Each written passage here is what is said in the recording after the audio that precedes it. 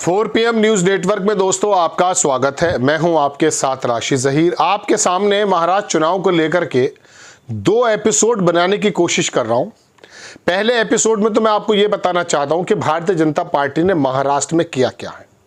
आखिरकार शिवसेना के 2 टुकड़े या शरद पवार की पार्टी के 2 टुकड़े या समाजों के 2 टुकड़े या मैं कहता हूं जातियों के भी कई टुकड़े क्यों कर दिए। क्या सिर्फ महाराष्ट्र चुनाव इतना ज़रूरी हो गया है कि वहाँ का भाईचारा, वहाँ का बॉन्ड जो आपस में जुड़ा हुआ है एक ज़माने से, उसको तितर बितर कैसे करके रख दिया है। एक चीज़ में तो आप ये देख लें। दूसरी बात, तमाम राजनीतिक पंडित इसलिए परेशान है कि महाराष्ट्र में होने क्या वाला है, और इसमें भी कोई दो राय नहीं कि महाराष्ट्र के समीकरण जो पहले नज़र आ रहे थे अब कुछ और हैं। तो इतना लंबा एपिसोड नहीं बना पाऊंगा। पहले आप ये सुन लीजिए कि महाराष्ट्र में भारतीय जनता पार्टी की कारगुजारी क्या रही है।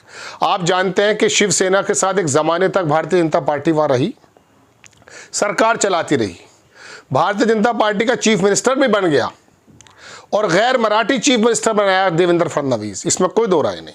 लेकिन उसके बाद जब शिवसेना ने अपनी कोई बात रखी तो पता ये चला कि उसकी ही पार्टी के 2 टुकड़े कर दिए गए। अजीत पवार को जहां मोदी जी जेल भेजने की बात कर रहे थे इशारों इशारों में, उसको डिप्टी सीएम बना दिया गया, फिर उसके भी 2 टुकड़े कर दिए गए। आखिरकार वहां समाजों में विघटन क्यों हो रहा है? क्या आरएसएस किसी भी सूरत में महाराष्ट्र को छोड़ना नहीं चाहता? क्या बड़े बड़े बिजनेसमैन की वो सरजमीन है जहां से वो अपना फायदा हासिल करना चाहते हैं? इस वजह से भाजपा महाराष्ट्र को किसी भी सूरत में, चाहे वो टूट जाए, मतलब पार्टियों के एतबार से या वर्गों के एतबार से, जीतना ही चाहती है। आप दोस्तों समझिए कि अमित शाह और आरएसएस वहाँ कर क्या रहे हैं। आरएसएस ने छोटी छोटी जमातें, छोटी छोटी मीटिंग्स करके वहाँ की ज़मीन पर इतना जहर फैला दिया है कि बटेंगे तो कटेंगे, और मोदी जी भी इसी जो है नारे को आगे करते हुए नजर आ रहे हैं। सबसे पहले आप देखिए शिवसेना ने बिल्कुल वही काम किया शुरू से लेके भारतीय जनता पार्टी का, जो भारतीय जनता पार्टी आरएसएस की सोच थी।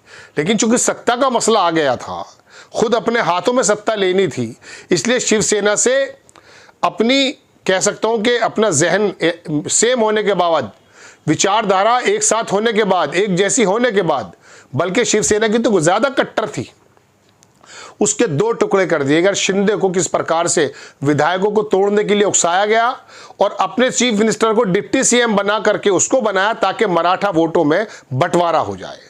लेकिन हालात अब यह है कि न शिंदे की उनको ज़रूरत है और ना ही उनको अजीत पवार की ज़रूरत है। 150-52 सीटों पे वो खुद लड़ रहे हैं और 17 सीटें ऐसी मैं पहले आपको बता चुका जिसमें उनका ही कैंडिडेट दूसरी पार्टी पर लड़ रहा है, सिंबल भले ही शिंदे का हो या अजीत पवार का हो।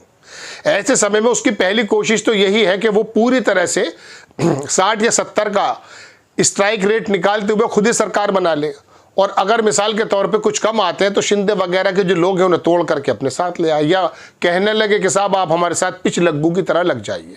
दूसरी तरफ देखिए शरद पवार की पार्टी उस उम्र में आकर तोड़ दी गई उनके भतीजे के माध्यम से।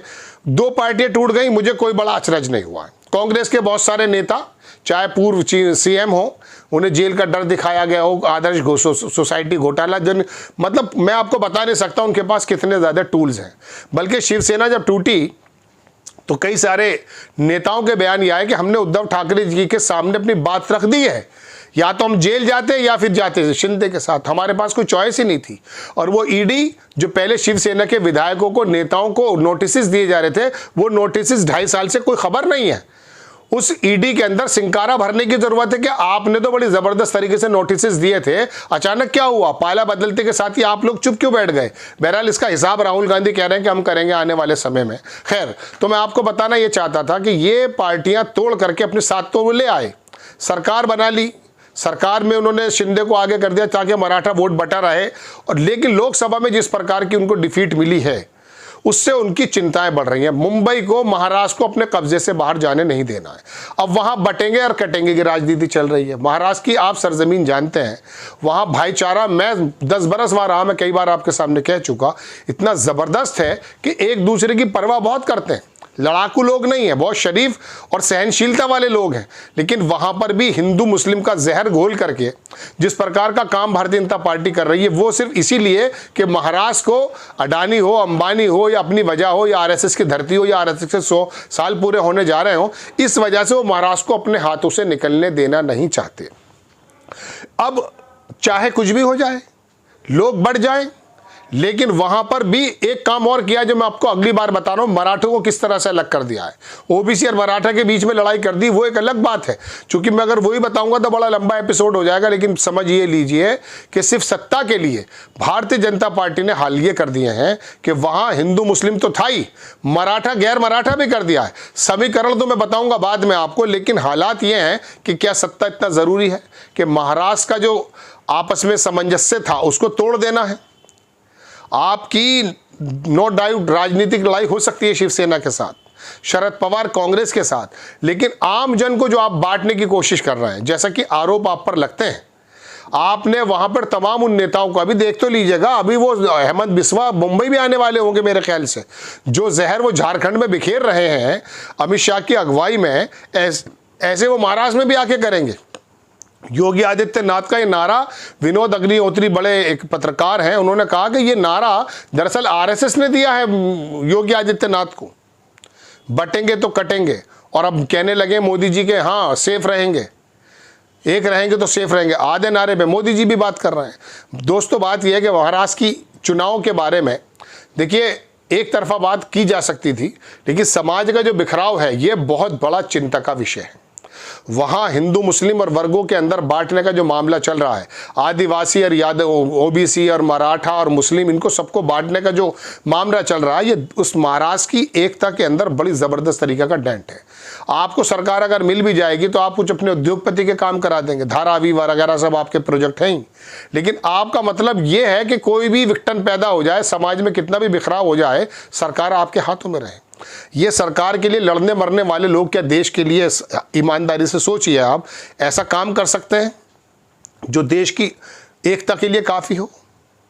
आप शुरुआत में इसलिए आए थे कि हम जो है अखंड बनाना चाहते हैं, यहाँ तो आप खंड खंड करने को तैयार हैं। यानी कि आपके शुरुआती जो मैनिफेस्टोज हैं, आप भारत को फर्स्ट रखना चाहते हैं। आरएसएस का भी कहना यही है सर्वोपरि पहले ही भारत होना चाहिए, लेकिन आपका सर्वोपरि भारत इस बात के ऊपर क्या रुक सकता है कि आप समाजों को बिखेर कर रख दें? देखिए ये विघटन महाराष्ट्र के अंदर अब से पहले कभी नहीं देखा गया दोस्तों। मैं आपको सिर्फ यही बताने के लिए हाजिर हुआ कि आपको थोड़ा गौर करना चाहिए कि कांग्रेस किस प्रकार की राजनीति वहां कर रही है। मैं और बाकी पार्टियों के बारे में नहीं कह रहा हूं, कोई मराठा की पार्टी है कोई, लेकिन कांग्रेस, मैं कांग्रेस का प्रवक्ता भी नहीं हूं, लेकिन मैं बताना ये चाहता हूं कि आप विघटन की जो राजनीति कर रहे हैं, बांटने की जो राजनीति कर रहे हैं, वो हिंदू मुसलमान से होकर के आप वर्गों पर भी आ गए।